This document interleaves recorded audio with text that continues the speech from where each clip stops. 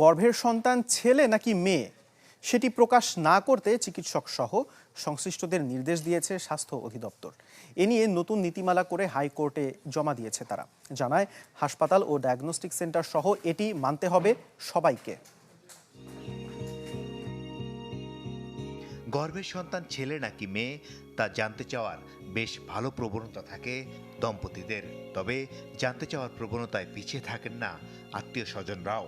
বিজ্ঞানের এ যুগে তা চলেও এসেছে হাতের নাগালে। পার্শ্ববর্তী দেশ ভারতে আইন করে গর্ভের সন্তানের পরিচয় জানতে চাওয়া বন্ধ করা হয়েছে। চীনও নিষিদ্ধ করেছে গর্ভের সন্তানের পরিচয়। ইংল্যান্ডে জানতে চাইলে আগে দরখাস্ত করতে হয় দম্পতিদের।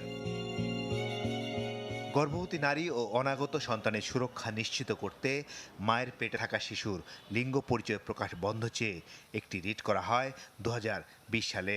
হাইকোর্টে 2024 সালে স্বাস্থ্য অধিদপ্তর জানালো, গর্ভের সন্তানের পরিচয় প্রকাশে নিষেধাজ্ঞা দিয়ে নীতিমালা করেছে বাংলাদেশ। ছেলে মেয়ের গর্ভে সন্তান হওয়ার বিষয়টি একেবারে কোনো রকম আপত্তি ছাড়াই তারা এই বিষয়টাকে মেনে নিয়েছে যে হ্যাঁ এইটা জানার অধিকার আসলে নেই, এবং এতে গর্ভের সন্তান মানসিক চাপের শিকার হতে পারে, এতে মা ও সন্তান দুজনেরই স্বাস্থ্যের ক্ষতি হতে পারে। দেশের সব হাসপাতাল, ডায়াগনস্টিক সেন্টার ডাক্তারকে নির্দেশ কার্যকর করার কথাও জানায় স্বাস্থ্য অধিদপ্তর।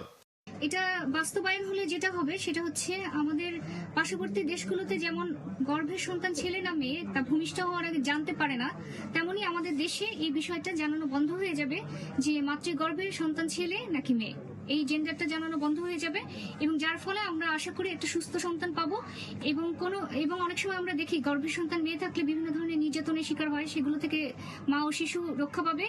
এছাড়া যদি কোনো কারণে মেয়ে শিশু হওয়ার কারণে অ্যাবর্শনের সম্ভাবনা যেগুলো থাকে সেগুলো থেকে নিস্তার পাবে। প্রতিবেদনটি বিচারপতি নাইমা হায়দারের নেতৃত্বাধীন বেঞ্চে জমা দিয়ে মামলা থেকে অব্যাহতি চাইল স্বাস্থ্য অধিদপ্তর। মাসুদুর রহমান, চ্যানেল 24, ঢাকা।